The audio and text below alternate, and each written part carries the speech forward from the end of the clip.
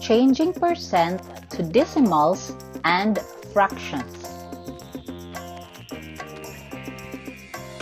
Since percent is an alternative representation of fractions and decimals, it is important to be able to convert among all three forms.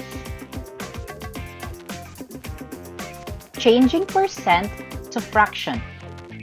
How do you change percent to fraction? First example, 47% is the same as 47 over 100. Second example, 8% is the same as 8 over 100. Notice that 8 over 100 can still be simplified to its lowest term, which is 2 over 25. Third example, 70% is the same as 70 over 100. Simplify this to 7 over 10. Fourth example, 125% is the same as 125 over 100. Simplify to 1 and 25 over 100, or its lowest term, 1 and 1/4. Last example, 12 and 1/2% is the same as 12 and 1/2 over 100. However, you need to simplify 12 and 1/2 over 100. Change the mixed number to improper fraction. So 2 times 12 plus 1 equals 25 over 2 divided by 100 over 1. Then multiply the improper fraction by the reciprocal of 100 over 1. So 25 over 2 times 1 over 100. Next, multiply as in multiplying fraction by another fraction. So 25 times 1 equals 25, and 2 times 100 equals 200. So you have 25 over 200. Lastly, simplify the fraction to its lowest term. Both 25 and 200 can be divided by 25.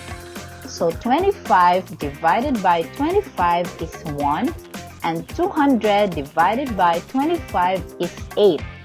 So the final answer is 1/8.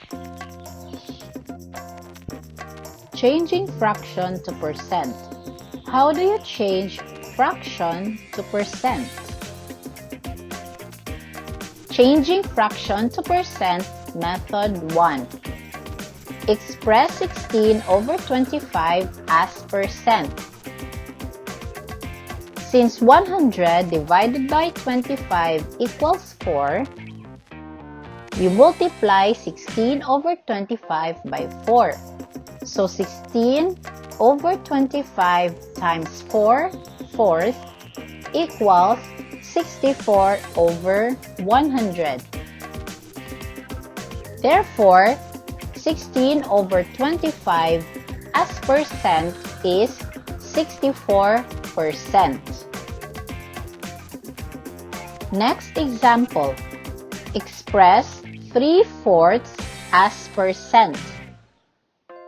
Since 100 divided by 4 is 25, multiply 3/4 by 25. So, 3/4 times 25 over 25 equals 75 over 100. Therefore, 3/4 is 75%. Our final example for method 1. Express 3/8 as percent.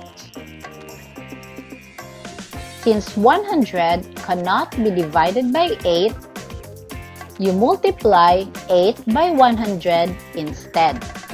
So, 3/8 times 100 over 100 equals 300 over 800.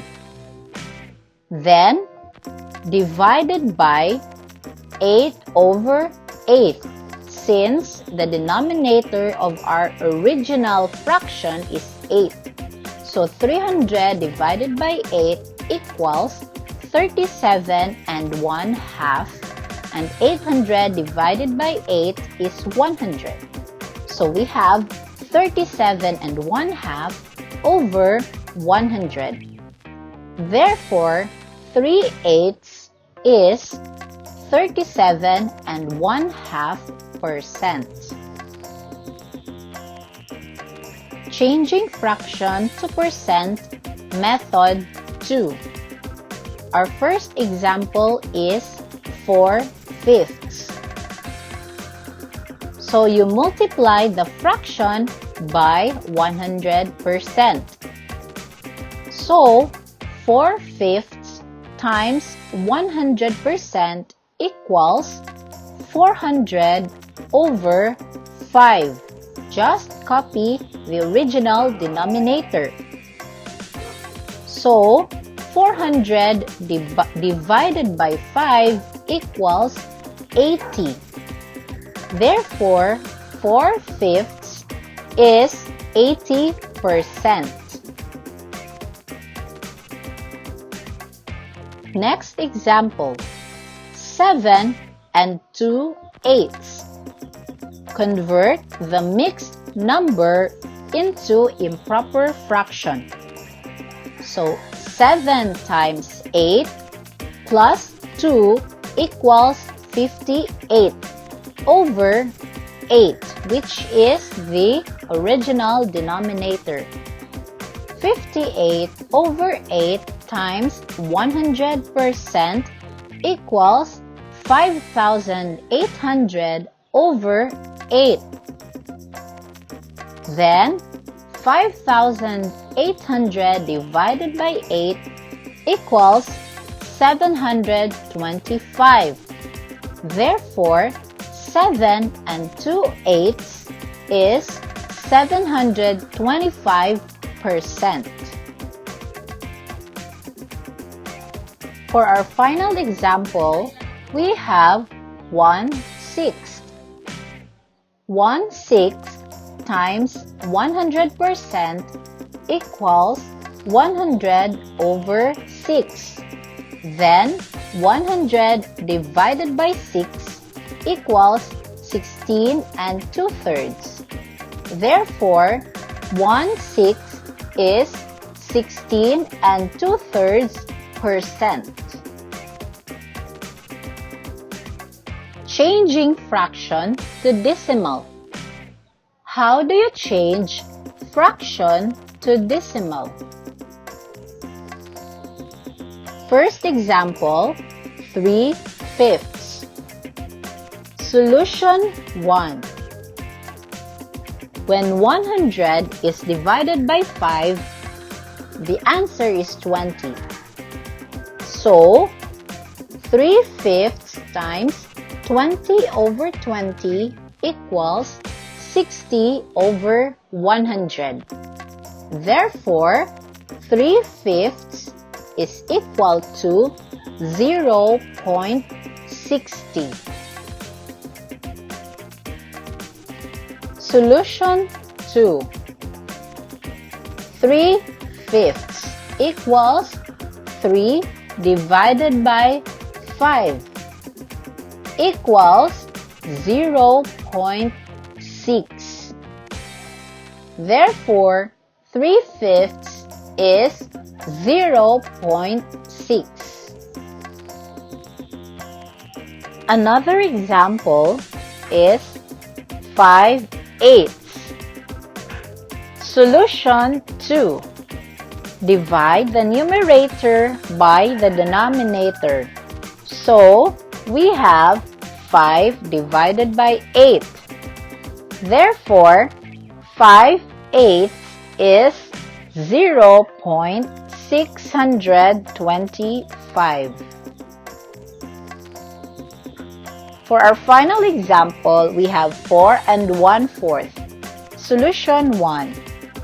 When 100 is divided by 4, the answer is 25. So, multiply the fraction to 25.